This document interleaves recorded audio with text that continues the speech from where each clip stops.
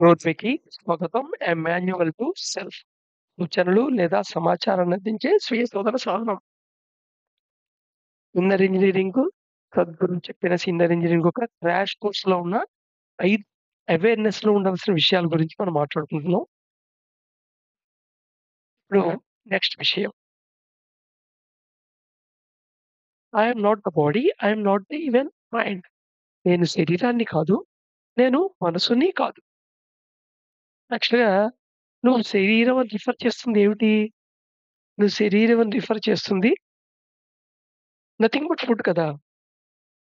నీ శరీరము ఫుడ్‌తో తయారు చేయబడింది. నీ శరీరంలో ఉండే ప్రతి అవయవము, ఆ అవయవంకి కావాల్సిన కణజాలము, ఆ కణజాలం కావాల్సిన బహుధాణువులు దేంతో ఏర్పడ్డాయి? నువ్వు తీసుకున్న ఆహారంతో ఏర్పడుతున్నాయి. సో, దేర్‌ఫోర్ నీ body is accumulation of food. సింపుల్‌గా చెప్పాలంటే. నువ్వు అక్యుములేట్ చేసుకుంది నీదవుతుంది కానీ నువ్వదెందుకవుతావు? అనేది ఒక లాజికల్ ప్రశ్న. ఎవరికి వాళ్ళు వేసుకోవాల్సిన ప్రశ్న ఇది. అలాగే మైండ్ అంటే ఏంటి? ఆల్ ఇంప్రెషన్స్ నీ ఎక్స్‌పీరియన్స్‌లో నువ్వు ఏదైతే ఇంప్రెషన్స్ అయితే మైండ్ మెమరీలో పెట్టుకున్నావో అదంతా తెలిపేసింది నీ మైండ్. అదొక belief system with secure of acceptance.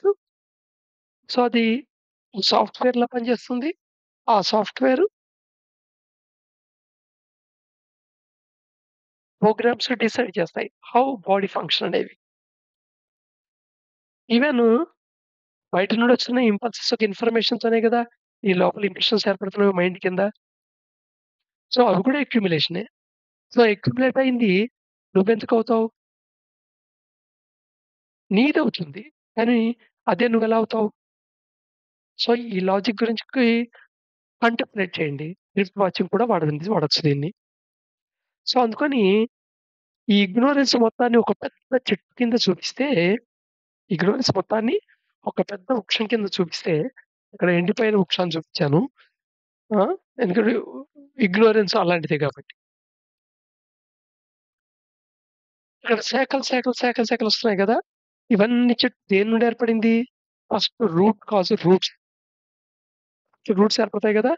ఆ రూటు నరిష్ చేస్తుంది. కావాల్సిన పోషకాలనేమో తీసుకుంటుంది. తీసుకొని నెమ్మదిగా ఫ్రూట్‌ని ప్రొవైడ్ చేస్తుంది. పెద్దయి మొక్కవుతుంది, చెట్టవుతుంది. బ్రాంచెస్‌గా వస్తుంది. సో, ఇక్కడ రూట్ కాజ్ ఏమిటయ్యా అంటే ignorance the illusory nature of existence. Existence ఒక ఇల్యూజరీ నేచర్. ఇల్యూజన్ అంటే అక్కడ లేదు అని అర్థం కాదిక్కడ. భ్రమ అంటే అర్థం ఏంటంటే, సామాన్యంగా ఓ మ్యాజిక్ చేసినప్పుడు టక్కన కోట్లోంచి పావురాలు తీస్తాడు జేబులోంచి. నిజానికి వాడేం సృష్టించలేదు. సృష్టించినట్టుగా భ్రమ కల్పించాడు. అలాగా అంటే అది లేనిదు తర్వాత ఉండదు. ముందు లేదు, తర్వాత ఉండదు. కానీ మధ్యలో ఉన్నట్టు అనిపిస్తుంది. ఒక రకంగా చెప్పాలంటే నిరంతరంగా, శాశ్వతంగా ఉండనిది అని అర్థం అన్నమాట. సో, ఈ ఇల్యూజనరీ నేచర్ ఆఫ్ ఎక్సిస్టెన్స్ ఏదవుతుందో అది మెయిన్ ప్రధాన కారణం. And I am body, I yam mind. నేనే శరీరాన్ని, మనసుని అనుకునే ఇగ్నోరెన్స్ ఉందే ఇది ప్రధాన ఇగ్నోరెన్స్ అన్నమాట. ఇదెందుకని ఇది వర్చువల్ సెల్ఫ్ నడుస్తున్నాం. మనం సెల్ఫ్ అని దీన్ని రిఫర్ చేస్తుంటాం కాబట్టి. ఎందుకని నేనే శరీరము, మనసు అనుకుంటున్నావు? Unable to acknowledge the divine fragment కాబట్టి. నిజంగా నీ లోపల ఉండే ద డివైన్ ఫ్రాగ్మెంట్ ఏదైతే ఉందో, ఆ డివైన్ ఫ్రాగ్మెంట్‌ని నువ్వు అక్నాలెడ్జ్ చేయలేకపోతున్నావు కాబట్టి. అక్నాలెడ్జ్ ఎందుకు చేయలేకపోయావు? 24, 21 ఎటర్నిటీ ఆఫ్ లైఫ్ అంటే భువః, భూని మొత్తం ఎక్స్‌పీరియన్స్ అవ్వడంలో డివైన్ ఫ్రాగ్మెంట్ ఫస్ట్‌లో కన్సిడర్ చేయలేదు. నెక్స్ట్ స్టేజ్‌లోకొచ్చేప్పటికి దాన్ని ఇగ్నోరేట్ చేసింది. చివరి స్టేజ్ బుకొచ్చేప్పటికి అసలది ఉందా లేదా అని సస్పిషన్ స్టేజ్‌లోకెళ్ళింది.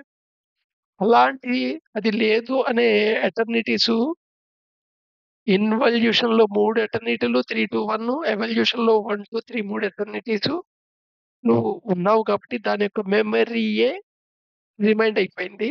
అందుకని నువ్వు తొందరగా డివైన్ ఫ్రాగ్మెంట్ ఉంది. ఒక రియల్ సెల్ఫ్ వేరే ఉంది అనేది నీకు అక్నాలెడ్జ్ చేయలేవు. దాన్ని గుర్తించలేవు. దీని ఫలితంగా ప్రధానమైన తాండవం ఏమిటయ్యా అంటే ఇగ్నోరెన్స్‌లో నోన్ లీడ్స్ టు పర్సెప్షన్. ఎందుకంటే నువ్వు బాడీ అండ్ మైండ్‌తోనే ఎక్స్‌పీరియన్స్ అయ్యేది.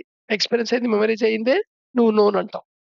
సో, నోన్ అనేది ఎక్కడగా ఏంటి పర్సెప్షన్. పర్సె పర్సెప్షను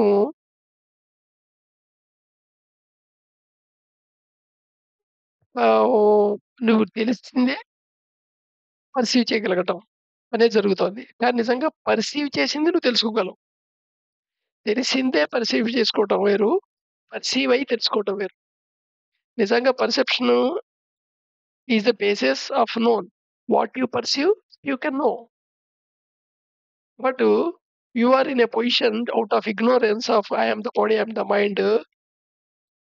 నువ్వు నీ శరీరాన్ని, మనసుని అనుకోవటం వల్ల నువ్వు ఏది తెలుసో అదే పర్సీవ్ చేయడానికి ప్రయత్నం చేస్తున్నావు. ఈ ఎక్స్‌పీరియన్స్ ఆఫ్ ఎక్సిస్టెన్స్‌లో. సో, ఈ యొక్క ఇగ్నోరెన్స్ నుంచి రకరకాల శాఖోపశాఖలొస్తాయి. ప్రధాన శాఖలేంటంటే, ఒక శాఖ ఏమిటంటే, existence is meant for enjoying అని. ఈ ప్రపంచం అంతా నువ్వు ఎంజాయ్ చేయటానికే ఉంది అని. అంటే ఇది భోగ భూమి అనే ఫీలింగ్ అన్నమాట.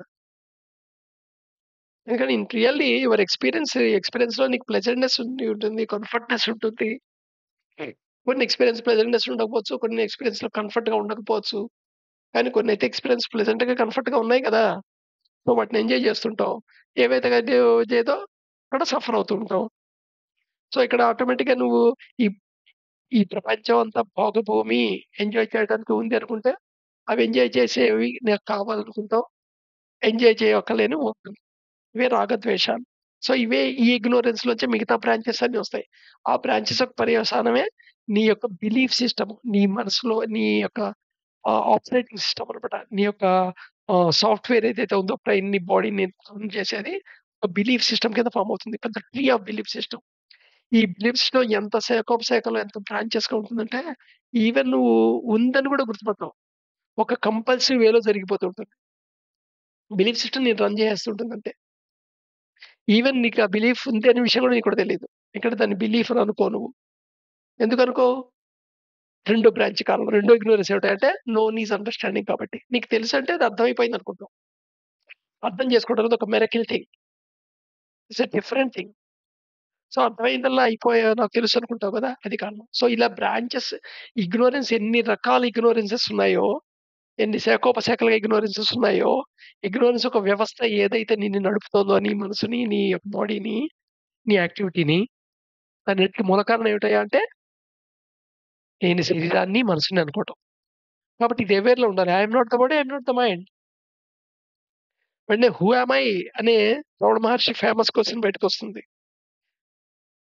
దాన్ని తెలుసుకునేదాకా ఆగుదాం. తొందరెందుకు? తెలీదు కాబట్టి లేదని ఎలా అనుకుంటాం? నీకు తెలిసిందే చూడాలనుకోవటం ఏంది అదే పర్సెప్షన్ అన్నమాట. అంటే తెలిసిందేదో ఉందో దాన్నే చేయడం అనుకోవడం. ఇది ప్రాబ్లమ్. పర్సెప్షన్ చేసి తెలుసుకోవాలి. ఇక్కడ ఈ కాంప్లికేషన్ తెలిసుండాలి. ఎక్కడ నోను పర్సెప్షన్ నువ్వు తెలిసిన దాంట్లో పర్సీవ్ చేస్తున్నావు అనే విషయం ఎక్కడ తెలుస్తుందయ్యా అంటే, నువ్వు పర్సీవ్ చేసిన దాంట్లో సంథింగ్ ట్రూత్ ఉంటుంది. సంథింగ్ రియల్ ఉంటుంది. సంథింగ్ ఇమాజినరీ ఉంటుంది. Something your brain added thing ఉంటుంది. From your out of belief system. ఈ రెండిటిని విడిగా చూడగలిగితే చాలు. దాని ఇన్‌ఫ్లూయెన్స్‌లో ఉండదు నువ్వు. అప్పుడు మాత్రమే నువ్వు కరెక్ట్‌గా అనలైజ్ చేయగలుగుతావు. కరెక్ట్‌గా ఇంటర్ప్రిటేషన్ చేయగలుగుతావు. అది రియలైజేషన్‌కెళ్ళి అండర్‌స్టాండింగ్ అవుతుంది. అది విజ్డమ్ కింద మారుతుంది. నీకు ఇగ్నోరెన్స్ పోతుంది. రేపు ఇంకోటి చూద్దాం.